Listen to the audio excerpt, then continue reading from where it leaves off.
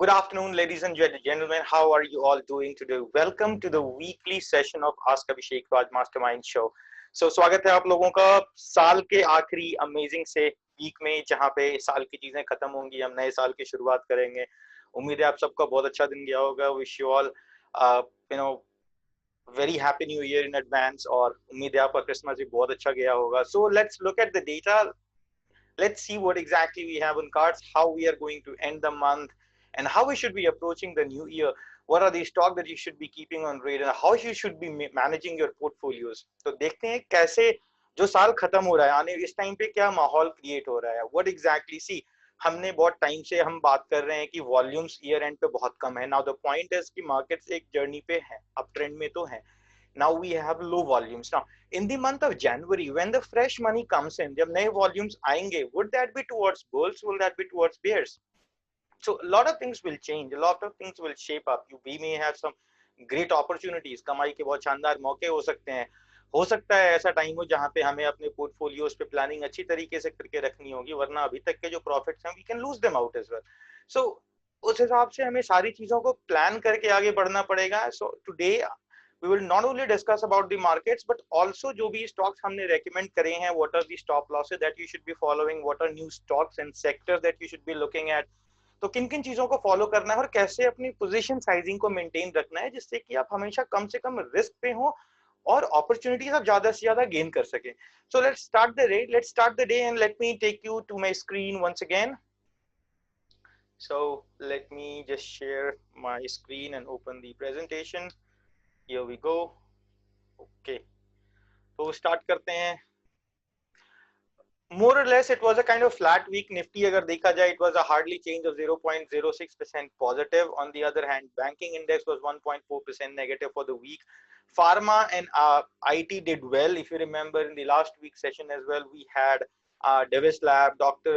Reddy and Biocon on buy radar. Plus we had recommended to, we had given a positive view on IT index as well. So things did exactly the same way. Volatility index up by 4%. That's one thing that we should be cautious about. Rest, FMCG, MNC, services sector didn't do much well.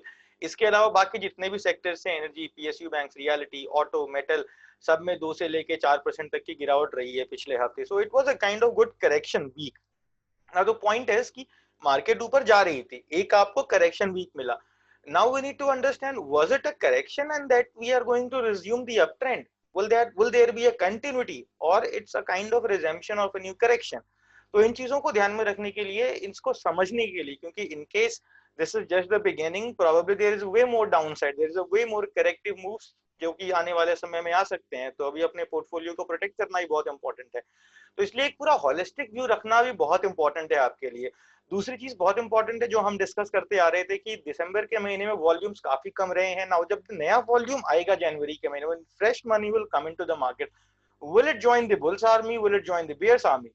क्या वो bull side पे होंगे माल और stocks market और stocks purchase करेंगे वो institutional fund flow जो नए रिज्यूम होंगे, या फिर they would look forward profit booking? Because पुरानी जो भी रैली हमने मार्केट में देखी है, that's completely institutional buying. Good institutional activity has been observe. तो क्या वो अपना प्रॉफिट बुक करने के बारे में सोचेंगे? in case that happens, we are looking for a big time, we are looking for a handsome correction. In case they are again thinking with a positive perspective and buying will resume, probably we are looking for another round of rally altogether. Remember, जनवरी का जो महीना होता है, that sets the tone for the year. कहते हैं January sets the tone for the year. So how January is going to behave is not only for the month of January, it's going to set you the tone or give you a perspective of the next entire year. So it's very important how you end this year and how you tackle the markets in the coming year, in the new month altogether. तो सबसे जरूरी चीज किसी भी नए माहौल को, नई मूवमेंट को पकड़ने के लिए और उसको जानने के लिए और मार्केट से सिंक में होने के लिए, you should have cash. If you would be 100% invested, हो सकता है कहीं अच्छा मिल रहा हो पैसा, कहीं डूब रहा हो पैसा, बहुत सारी चीजें मिली जुली, you would not be free. You need to be mentally free in order to join the stream. So I'm not saying that you should be all sold out, ऐसा बिल्कुल भी नहीं है, but you need to keep yourself with some cash so that you can try and catch up the rally, catch up the stream. Having said that, let's take a look on how things have been. More or less जैसा हमने देखा, indices was a flat to negative week. VIX चढ़ा हुआ है, so that's not very good. Volumes कम हैं तो approach करना है थोड़ा कॉशन के साथ। Overall it was a flat week that I would say. Now let's take a look on individual indices and let's see how it's been. ये है निफ्टी का मंथली चार्ट। दो चीजें हैं, आप अगर आरएसआई का ट्रेंड देखो, प्राइस का ट्रेंड देखो, दोनों में कोई डाइवर्जेंस नहीं है। मंथली चार्ट पे आप बॉलिंजर बैंड के बाहर ब्रेकआउट दे रहे हो। Let me just take out my highlighter. So ये जो आखिरी कैंडल है that's going above the Bollinger band. Now if you look at a historical data, बहुत पुराना, कहीं से भी उठा करके देखोगे, more less indices don't stay much longer on monthly charts, at least out of Bollinger Band, because Bollinger Band is a two standard deviation of 20 days moving average. So more or less you'll always find this indices trading between the Bollinger Bands itself. However, again it's a volatility band. अगर अभी Bollinger Band के ऊपर जा रहा है, volatility expanding on the upside, so next month could be very wild moves. अगर correction होगा it could be a deep correction. अगर मार्केट्स ऊपर जाती हैं, we are probably looking for a similar rally जो हमने देखा है जस्ट द बिगिनिंग में भी, या शायद इससे भी बेहतरीन rally. So that was the monthly chart. Up trend है, कोई डाइवर्जेंस नहीं है, बॉलिंजर बैंड का ब्रेकआउट है। So things are perfectly fine in longer term picture. On Nifty, on mid term view, Nifty में देखोगे पिछला हफ्ता एक ड्रैगन फ्लाई डोजी जैसा माहौल बना है। फ्लैट वीक था, 13,850 से 13,900 बहुत इंपॉर्टेंट है नेक्स्ट वीक में क्रॉस होना। अगर क्रॉस हो जाता है तो बहुत अच्छी बात है। छोटा सा क्वेश्चन है, आरएसआई थोड़ा सा स्लो फ्लैट हो रहा है, फ्लैट टू डाउन साइड आ रहा है, तो कहने का मतलब थोड़ा सा मोमेंटम कम हो रहा है मार्केट के अंदर, मतलब momentum is small. In case अगर मार्केट्स ये 13,850-900 का रेंज नहीं तोड़ती हैं, और जब तक नहीं तोड़ा तब तक आप थोड़ा सा डाउन साइड का प्रेशर रहेगा। लेकिन once we have successfully crossed and taken over 13,850 से 900 का zone, there is no problem, because we will not bother about RSI until we have some sort of price confirmation.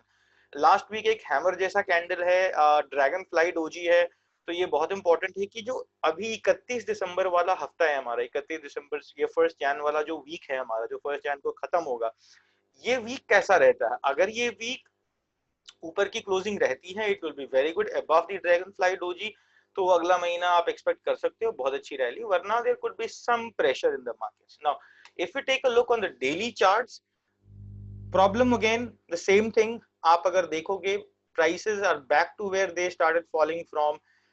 RSI is showing a big time divergence, so it is basically a divergence between 4 to 5 bars, so that's a very strong divergence.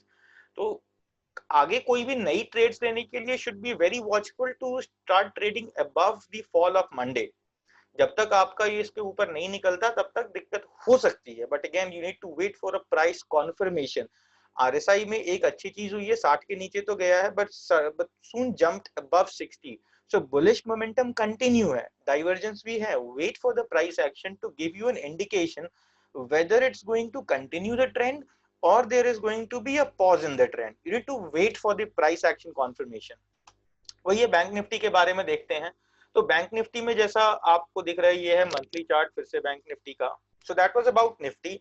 अगर markets ऊपर जाती हैं तो you should B looking eight somewhere around Nifty में। आप ध्यान रखो upside में 13,700 850 से 900 के ऊपर ट्रेड होना बहुत जरूरी है।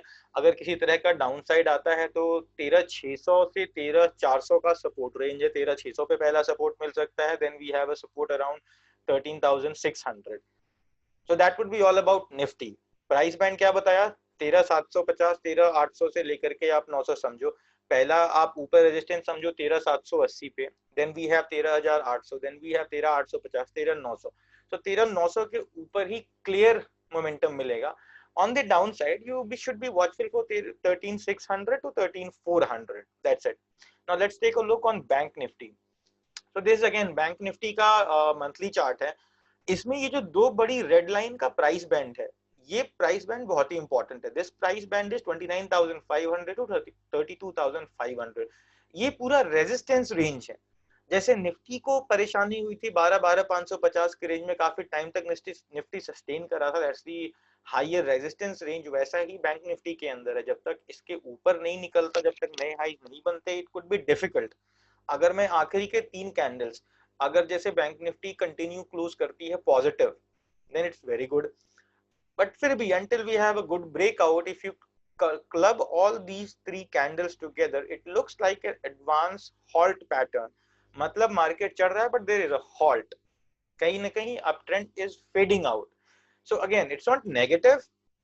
It calls you to be cautious because see what's more important is पहले चीज तो हायर हाई बन रहा है, नया हाई बन रहा है, very good, that's positive, but ये वॉल्यूम्स बहुत कम है. अगर आप मंथली चार्ट पे आरएसआई देखोगे तो it has come right at 60 resistance. अगर ये 60 रेजिस्टेंस टूटता है तो very easily all time high would be broken and we could be headed toward 3400 34,000 price range in bank nifty. और अगर नहीं टूटता है, resistance मिलता है, then we take some kind of halt or a dip, and in that case आपका जो correction है that may go even below 29,500 till 26,700. तो ये था monthly chart longer term view के हिसाब.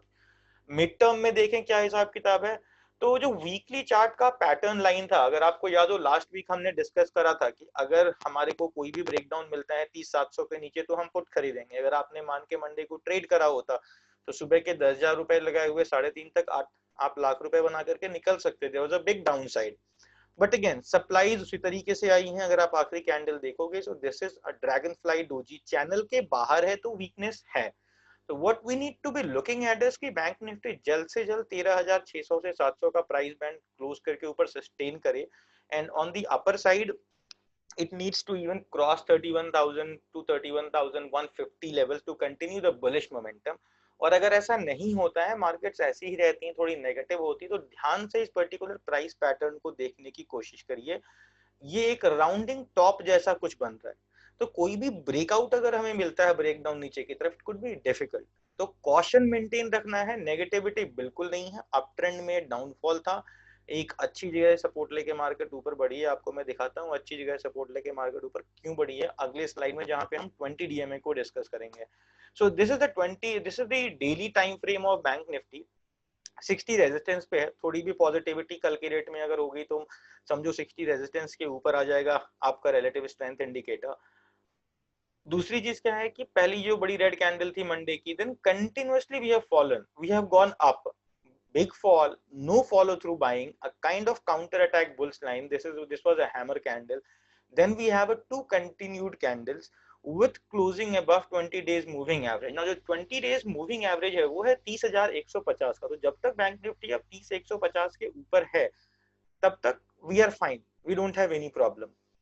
But again, in case there is a closing below this price level, you need to be watchful for that. 20 DMA के ऊपर जब तक है, markets are perfectly fine. There is no problem now. So this is the price range that you need to be following. 30 on the downside, in case you see any downside, 30,000 to 30,150 is the support range.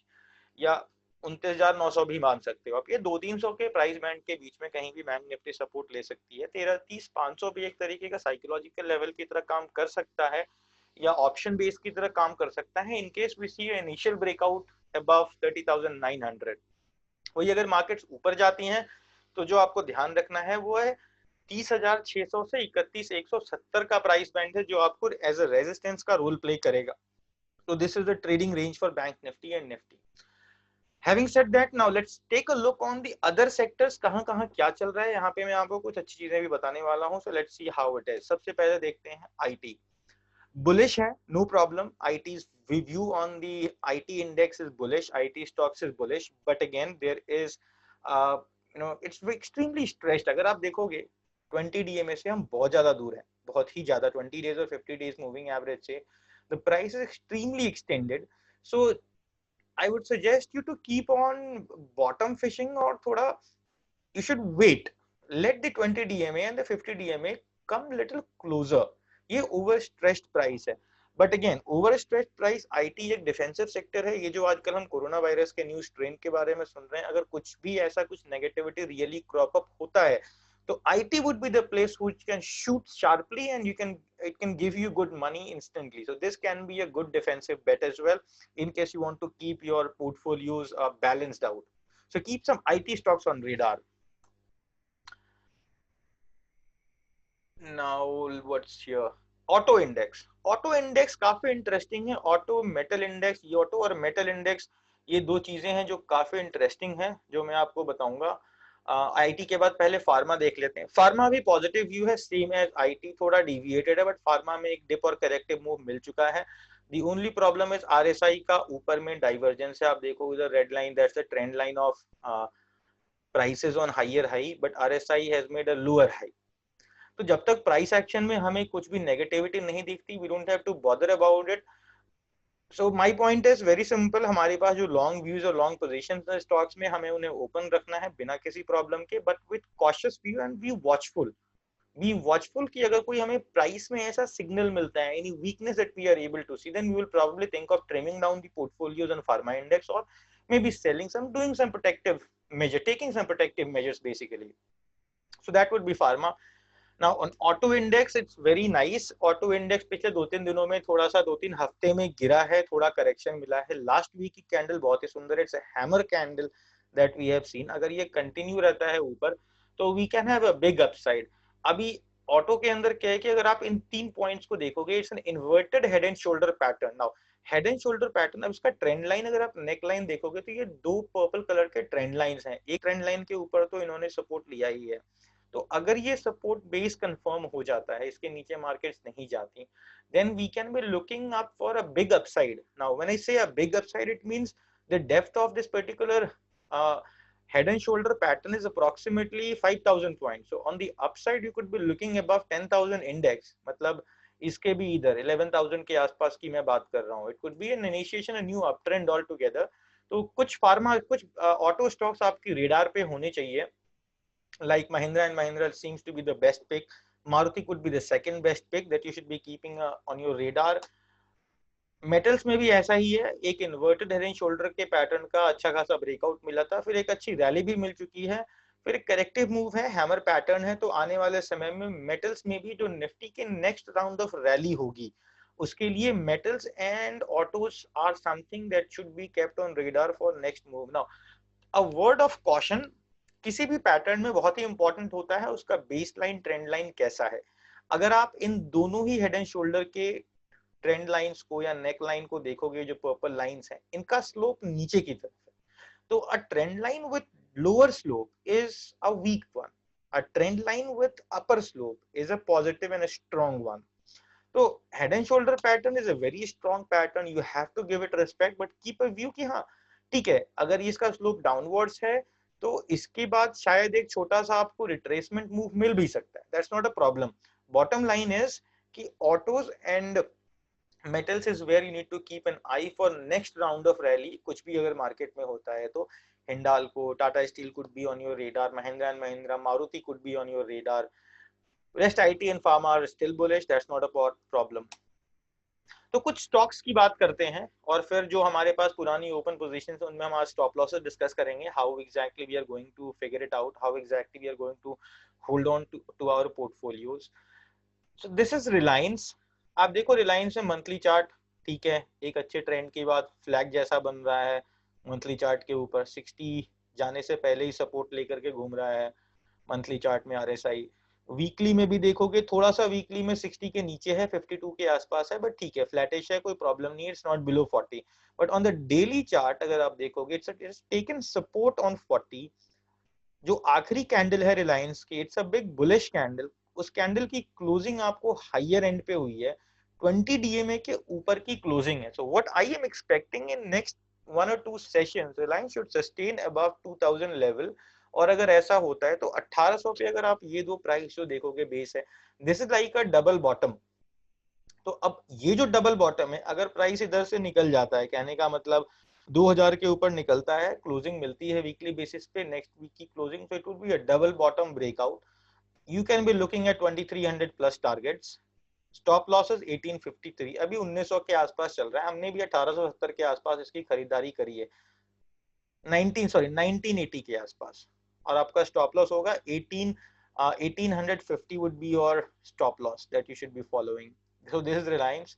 Now let me take a look on this is Divis Lab. So pharma bullish है, सब कुछ ठीक है. Now this Divis Lab is a momentum pick.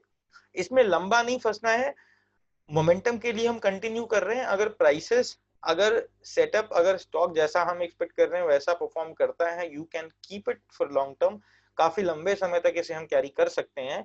But अभी जो हमारी entry है basically वो पुरानी एंट्री है. So there is a kind of continuity entry. तो यहाँ पे you have to make sure that you're taking very small stop loss. 3750 पे हमने exit करा है. Any decisive closing below 20 days moving average will call for an exit. Now 20 days moving average देखो क्या है, स्टॉक चढ़ रहा था, एक अच्छी डिप मिली, मंडे को करेक्शन मिला, but next day bounce back, अच्छा कंटिन्यूटी, 20 डीएमए के ऊपर क्लोजिंग हमें मिली नहीं है. So 20 days moving average is clearly acting as a support. So until we are closing above 20 days moving average, you can go long into it. So this is about Divis Lab. Now let's take a look on the stocks that we have, जिसपे हमारी positions already चल रही हैं. Now जैसा मैंने कहा, हमें market को आने वाले समय के लिए प्रिपरेशन के पर्सपेक्टिव से देखना पड़ेगा. How we should be keeping ourselves prepared from the new month, new year coming ahead. अब पुराना मंथ जो खत्म हो रहा है, क्योंकि अभी समझो मार्केट की जो भी मोमेंटम है, that's not a very strong momentum because volumes कम है. तो अब जब बड़ा और डिसाइसिव वॉल्यूम आएगा, तो वॉल्यूम किस तरफ होगा, तो that is very very important. वो वॉल्यूम जिस तरफ भी होगा, हमें उस हिसाब से अपने आप को पोजीशन आउट करना पड़ेगा, otherwise we could end up losing either your profits और लूजिंग सम मनी. सो अभी हमारे पास जितनी भी पोजीशंस ओपन है, हम इनको एक बार रिव्यू कर लेते हैं. इनके स्टॉप लॉसेस मैं आप लोगों को बता देता हूँ. सो टाटा स्टील जैसा हमारा की लॉन्ग पोजीशन है, ओपन है, ट्रेल है, स्टॉप लॉस ट्रेल करिए 607 रुपए पे. एचडीएफसी बैंक 1396 से बाई है, 1397 चल रहा है, मतलब कॉस्ट के ही आसपास है, और 1350 का स्टॉप लॉस है, तो कोई बहुत बड़ा स्टॉप लॉस नहीं है. Make sure you follow the stop loss.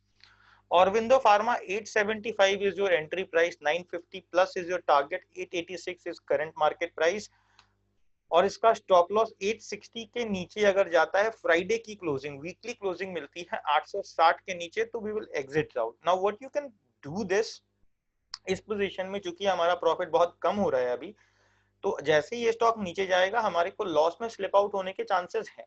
Now what you can do is, अगर आपको कोई प्राइस अच्छा मिलता है 890 and above, whatever prices that you get, what you can do is you can sell 50%.